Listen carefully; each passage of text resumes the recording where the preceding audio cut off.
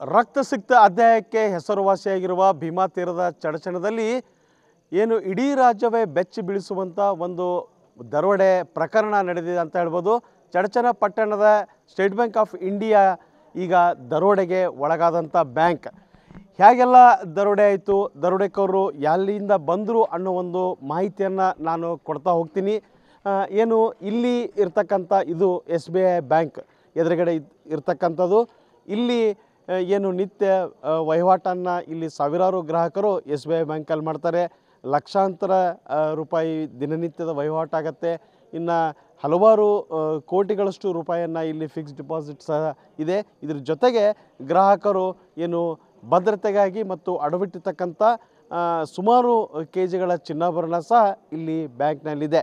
ಇದನ್ನು ಪಕ್ಕ ಮೊದಲೇ ಪ್ಲಾನ್ ಮಾಡಿಕೊಂಡು ಬಂದಂಥ ದರೋಡೆಕೋರರ ತಂಡ ನನ್ನ ಎದುರಿಗೆ ಕಾಣ್ತಕ್ಕಂಥ ಈ ರಸ್ತೆ, ಇದು ನೆರೆಯ ಮಹಾರಾಷ್ಟ್ರವನ್ನು ಸಂಪರ್ಕಿರುವ ರಸ್ತೆ. ಏನು ನೇರವಾಗಿ ಪಂಢರಪುರಕ್ಕೆ ಹೋಗುತ್ತೆ. ಇದು ಬಂದ್ಬಿಟ್ಟು ಸೊಲ್ಲಾಪುರ ಜಿಲ್ಲೆ ಮಂಗಳವೇಡ ತಾಲೂಕಿಗೆ ಮೊದಲು ಕನೆಕ್ಟ್ ಆಗುತ್ತೆ. ಅಲ್ಲಿಂದ ಮುಂದೆ ಪಂಢರಪುರ ಸುಕ್ಷೇತ್ರಕ್ಕೆ ಸಂಪರ್ಕವನ್ನು ಏನು ಸಾಧಿಸುತ್ತೆ ಅಂತ ಹೇಳ್ಬೋದು. ಇಂಥ ರಸ್ತೆಯಿಂದ ಆ ಭಾಗದಿಂದ ಎದುರಿಗಿರ್ತಕ್ಕಂಥ ರಸ್ತೆಯಿಂದಲೇ ಕಾರ್ನಲ್ಲಿ ಅವರು ಬರ್ತಾರೆ, ಕೆಲವರು ಬೈಕಲ್ಲಿ ಬರ್ತಾರೆ. ಬೈಕಲ್ಲಿ ಬಂದು ಇಲ್ಲಿ ಎದುರಿಗೆ ಏನು ರೋಡ್ ಕಾಣಿಸುತ್ತೆ, ಇಲ್ಲಿ ಮುಖಕ್ಕೆ ಮಾಸ್ಕನ್ನು ಮತ್ತು ಏನು ಮಿಲಿಟರಿ ಯೋಧರು ಏನು ಬಳಸ್ತಾರೆ ಅಂಥ ಒಂದು ಬಟ್ಟೆಗಳನ್ನು ಧರಿಸ್ಕೊಂಡು ನೇರವಾಗಿ ಹೀಗೆ ವಾಹನಗಳಲ್ಲಿ ಬಂದಂಥ ಆ ತಂಡ ಸೀದಾ ಈ SBI ಬ್ಯಾಂಕ್ ಹೋಗುತ್ತೆ.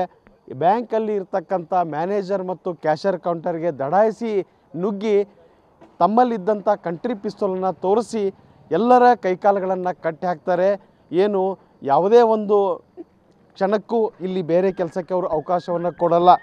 ಮ್ಯಾನೇಜರ್ ಮತ್ತು ಕ್ಯಾಷರ್ ಏನು ಅಲ್ಲಿ ಮನಸ್ಸು ಮಾಡಿದರೆ ಒಂದು ಅಲಾರಂ ಬಟನ್ನ ಒತ್ತೋಕ್ಕೂ ಕೂಡ ಅವಕಾಶ ಇತ್ತು. ಆದರೆ ಅದಕ್ಕೂ ಸಹ ಏನು ದರೋಡೆಕೋರರ ಗ್ಯಾಂಗ್ ಅವಕಾಶವನ್ನು ಕೊಡಲ್ಲ. ಎಲ್ಲರ ಕೈಕಾಲುಗಳನ್ನು ಕಟ್ಟಿ ಹಾಕಿ ಕೈಯಲ್ಲಿರ್ತಕ್ಕಂಥ ಪಿಸ್ತೂಲನ್ನು ಅವರಿಗೆ ಗುರಿಯಾಗಿಸಿ ಯಾರೂ ಶಬ್ದವನ್ನು ಮಾಡಬಾರ್ದು, ನಮಗೆ ವಿರೋಧವನ್ನು ಮಾಡಬಾರ್ದು ಅಂತ ಬೆದರಿಕೆಯನ್ನು ಹಾಕ್ತಾರೆ. ನಂತರ ಎಲ್ಲರ ಕೈಕಾಲುಗಳನ್ನು ಕಟ್ಟಿ ಬ್ಯಾಂಕ್ನಲ್ಲಿದ್ದಂಥ ನಗದು ಮತ್ತು ಚಿನ್ನಾಭರಣಗಳನ್ನು ತೆಗೆದುಕೊಂಡು ಅಲ್ಲಿಂದ ಪರಾರಿಯಾಗ್ತಾರೆ. ಇಷ್ಟರ ಬಳಿಕ ಬ್ಯಾಂಕ್ ಸಿಬ್ಬಂದಿ ಪರಾರಿಯಾದ ಬಳಿಕ ಪೊಲೀಸರಿಗೆ ಮಾಹಿತಿ ನೀಡಿದಾಗಲೇ ಇಲ್ಲಿ ಏನಾಗಿದೆ ಅನ್ನೋ ಮಾಹಿತಿ ಪೊಲೀಸರಿಗೆ ಸಿಗುತ್ತೆ. ಸದ್ಯ ಕಳೆದ 4-5 ಗಂಟೆಗಳಿಗೆ ಹೆಚ್ಚು ಕಾಲದಿಂದಲೂ ಸಹ ಹಿರಿಯ ಪೊಲೀಸ್ ಅಧಿಕಾರಿಗಳು ಇಲ್ಲಿ ಬೀಡು ಬಿಟ್ಟು ಒಂದು ತನಿಖೆಯನ್ನು ಮಾಡ್ತಾ ಇದ್ದಾರೆ. ಹೀಗೆ ದರೋಡೆ ಮಾಡಿದಂಥ ತಂಡ ವಾಪಸ್ ಬ್ಯಾಂಕ್ನಿಂದ ಹೊರಗಡೆ ಬರುತ್ತೆ. ಹೊರಗಡೆ ಬಂದಂಥ ಆ ತಂಡ ಮತ್ತೆ ವಾಪಸ್ ಏನು ಈ ಕಡೆ ನೆನ್ನೆ ಯಾವ ರೀತಿ ಮಾರ್ಗವಾಗಿ ಅವರು ಪಂಢರಪುರ ರಸ್ತೆಗೆ ಬಂದಿದ್ದರು ಅದೇ ರಸ್ತೆಯನ್ನು ಹಿಡ್ಕೊಂಡು ವಾಪಸ್ ಹೋಗ್ತಾರೆ. ಕಾರು ಮತ್ತು ಬೈಕ್ನಲ್ಲಿ ಹೋಗಿದ್ದಾರೆ ಅನ್ನೋ ಒಂದು ಮಾಹಿತಿ ಲಭ್ಯವಾಗಿದೆ. ಜೊತೆಗೆ ಅವರು ಒಟ್ಟಾಗಿ ಇಲ್ಲಿಂದ ಅವರು ಕದಲಲ್ಲ. ಏನು 5ಕ್ಕೂ ಹೆಚ್ಚು ಜನರಿದ್ದ ತಂಡ ಏನು ಇಲ್ಲಿ ದರೋಡೆ ಮಾಡಿ ಕೈಗೆ ಸಿಕ್ಕಂಥ ನಗದು ಮತ್ತು ಚಿನ್ನಾಭರಣವನ್ನು ತಮ್ಮ ತಮ್ಮ ಬ್ಯಾಗ್ನಲ್ಲಿ ಹಾಕ್ಕೊಂಡು ಪ್ರತ್ಯೇಕವಾಗಿ ಇಲ್ಲಿಂದ ಸಾಕ್ತಾರೆ. ಹೀಗೆ ಸಾಗಿದಂಥ ಒಂದು ಕಾರು ಏನು ಮಂಗಳವೇಡ ತಾಲೂಕಿನ ಹುಲಿಜಂತಿ ಬಳಿ ಕುರಿಗಳಿಗೆ ಡಿಕ್ಕಿಯಾಗಿ ಅದನ್ನು ಜನರು ಪ್ರಶ್ನೆ ಮಾಡಿದಾಗ ಅವ್ರಿಗೆ ಜನರಿಗೆ ಅಲ್ಲಿ ಕಾರಿನಲ್ಲಿ ಓರ್ವ ದರೋಡೆಕೋರ ಮಾತ್ರ ಇರ್ತಾನೆ. ಆತ ತನ್ನ ಪ್ರಶ್ನೆ ಮಾಡಿದ ಜನರಿಗೆ ಕಂಟ್ರಿ ಪಿಸ್ತೂಲನ್ನು ತೋರಿಸಿ ಭಯಭೀತಗೊಳಿಸಿ ಕಾರನ್ನು ಅಲ್ಲೇ ಬಿಟ್ಟು ಕಾರಲ್ಲಿ ಚಿನ್ನಾಭರಣ ನಗದು ತುಂಬಿದಂಥ ಬ್ಯಾಗ್ನೊಂದಿಗೆ ಪರಾರಿಯಾಗ್ತಾನೆ. ಮುಂದೆ ಓಡ್ತಾ ಹೋಗಬೇಕಾದ್ರೆ ಅಲ್ಲಿ ಓರ್ವ ಬೈಕ್ ಸವಾರ ನಿಂತಿರ್ತಾನೆ. ಆ ಬೈಕ್ ಸವಾರನ ಬೈಕನ್ನು ಏರಿ ಮಹಾರಾಷ್ಟ್ರಕ್ಕೆ ಪರಾರಿಯಾಗ್ತಾನೆ. ಇನ್ನಿತರ 4ಕ್ಕೂ ಹೆಚ್ಚು ಜನರು ಸಹ ಇದೇ ರೀತಿ ಮಹಾರಾಷ್ಟ್ರ ಭಾಗದತ್ತ ಪ್ರಯಾಣ ಮಾಡಿರ್ಬೋದನ್ನೋ ಶಂಕೆ ಕೂಡ ಇಲ್ಲಿ ವ್ಯಕ್ತವಾಗಿದೆ. ಸದ್ಯ ಮಂಗಳವೇಡದಲ್ಲಿ ಮತ್ತು ಹುಲಿಜಂತಿಯಲ್ಲಿ ವಿಜಯಪುರ ಜಿಲ್ಲಾ ಪೊಲೀಸ್ ಅಧಿಕಾರಿಗಳು ಇಲ್ಲಿ ಬೀಡು ಬಿಟ್ಟಿದ್ದಾರೆ. ಅದರ ಜೊತೆಗೆ ಏನು ಅಲ್ಲಿ ಪತ್ತೆಯಾದಂಥ ಕಾರನ್ನು ಸಹ ವಶಕ್ಕೆ ಪಡೆದುಕೊಂಡಿದ್ದಾರೆ. ಅಂದರೆ ಬ್ಯಾಂಕನ್ನು ದರೋಡೆ ಮಾಡಿದಂಥ ತಂಡ ಕೇವಲ ಕಾರಿನಲ್ಲಿ ಹೋಗಲ್ಲ, ಕೆಲವರು ಬೈಕಲ್ಲಿ ಸಹ ಹೋಗ್ತಾರೆ. ಕಾರನ್ನು ಹಿಂಬಾಲಿಸ್ಕೊಂಡು ಕೆಲವರು ಬೈಕ್ ಹೋಗ್ತಾರೆ. ಹೀಗೆ ವಿವಿಧ ಭಾಗಗಳಿಂದ ಮಹಾರಾಷ್ಟ್ರದಲ್ಲಿ ಅವರು ಅವಿದುಕೊಂಡಿರೋ ಸಾಧ್ಯತೆ ಇದೆ.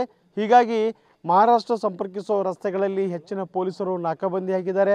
ಕೆಲವು ಪೊಲೀಸರ ತಂಡ ಈಗಾಗಲೇ ಮಹಾರಾಷ್ಟ್ರದತ್ತ ಪ್ರಯಾಣ ಬೆಳೆಸಿ ಅಲ್ಲಿಯ ಪೊಲೀಸರ ಸಹಾಯವನ್ನು ಪಡ್ಕೊಂಡು ಆದಷ್ಟು ಬೇಗ ಈ ಒಂದು ದರೋಡೆಕೋರರನ್ನು ಪತ್ತೆ ಹಚ್ಚೋಕೆ ಇಲ್ಲಿ ತಂಡಗಳು ರಚನೆಯಾಗಿದ್ದಾವೆ. ಮತ್ತೊಂದೆಡೆ ಇಲ್ಲಿ ಏನು ಬ್ಯಾಂಕ್ ಏನಿದೆ ಈ ಬ್ಯಾಂಕಲ್ಲಿ ಪೊಲೀಸರ ತಂಡ ಬೀಡು ಬಿಟ್ಟಿದ್ದು ಇನ್ನಿತರ ಮಾಹಿತಿಯನ್ನು ಕಲೆ ಹಾಕ್ತಾ ಇದೆ. ಏನು ಬ್ಯಾಂಕ್ನಲ್ಲಿರ್ತಕ್ಕಂಥ CC ಕ್ಯಾಮ್ರಾಗಳ ಹಾರ್ಡ್ ಡಿಸ್ಕನ್ನು ವಶಕ್ಕೆ ಪಡೆದುಕೊಂಡಿದ್ದಾರೆ, ಅವುಗಳ ಪರಿಶೀಲನೆ ಮಾಡ್ತಾ ಇದ್ದಾರೆ. ಮತ್ತೊಂದೆಡೆ ಇಲ್ಲಿ ಏನು ಬ್ಯಾಂಕಿನ ಸುತ್ತಮುತ್ತ ಪ್ರದೇಶದಲ್ಲಿರ್ತಕ್ಕಂಥ ಏರಿಯಾದಲ್ಲಿರ್ತಕ್ಕಂಥ CC ಕ್ಯಾಮ್ರಾಗಳ ಒಂದು ದೃಶ್ಯಗಳನ್ನು ಸಹ ಕಲೆ ಹಾಕ್ಕೊಂಡು ಒಂದು ಕದೀಮರ ಏನು ದರೋಡೆ ಮಾಡಿದಂಥವರ ಪತ್ತೆಗೆ ಇಲ್ಲಿ ಪೊಲೀಸರ ತಂಡ ತನ್ನ ಕಾರ್ಯವನ್ನು ಮಾಡ್ತಾ ಇದೆ ಅಂತ ಹೇಳ್ಬೋದು. ಒಟ್ಟಾರೆಯಾಗಿ ಏನು ಭೀಮಾ ತೀರದಲ್ಲಿ ಇಷ್ಟು ದೊಡ್ಡ ಪ್ರಮಾಣದ ಒಂದು ಬ್ಯಾಂಕ್ ದರೋಡೆ ಇತಿಹಾಸದಲ್ಲೇ ಇದೇ ಮೊದಲು ಅನ್ಬೋದು. ಯಾವ ಭೀಮಾ ತೀರದಲ್ಲಿ ಕೊಲೆ ಸುಲಿಗೆಗಳು ಏನು ಕೌಟುಂಬಿಕ ವೈಷಮ್ಯಗಳಿಗೆ ರಕ್ತಪಾತಕ್ಕೆ ಹೆಸರಾಗಿತ್ತೋ ಆ ಒಂದು ಭೀಮಿಯ ತಟದಲ್ಲಿ ಇದೀಗ ಬ್ಯಾಂಕ್ ದರೋಡೆ ಕೂಡ ಒಂದು ಕಪ್ಪು ಚುಕ್ಕೆ ಅಂತ ಆಗ್ಬೋದು ಅಂತ ಹೇಳಿದರೆ ಇದು ತಪ್ಪಾಗಲಿಕ್ಕಿಲ್ಲ. ಸದ್ಯ ತನಿಖೆಯನ್ನು ತೀವ್ರಗೊಳಿಸಿ ಆದಷ್ಟು ಬೇಗ ಈ ಪ್ರಕರಣವನ್ನು ನಾವು ಭೇದಿಸ್ತೀವಿ ಅನ್ನೋ ಮಾತನ್ನು ಪೊಲೀಸ್ ಅಧಿಕಾರಿಗಳು ಮಾಹಿತಿ ನೀಡಿದ್ದಾರೆ. ಕ್ಯಾಮ್ರಾಮನ್ ಹನುಮಂತ್ ಜೊತೆ ಅಶೋಕ್ ಅಡಳ್ಳಿ, TV9 ವಿಜಯಪುರ.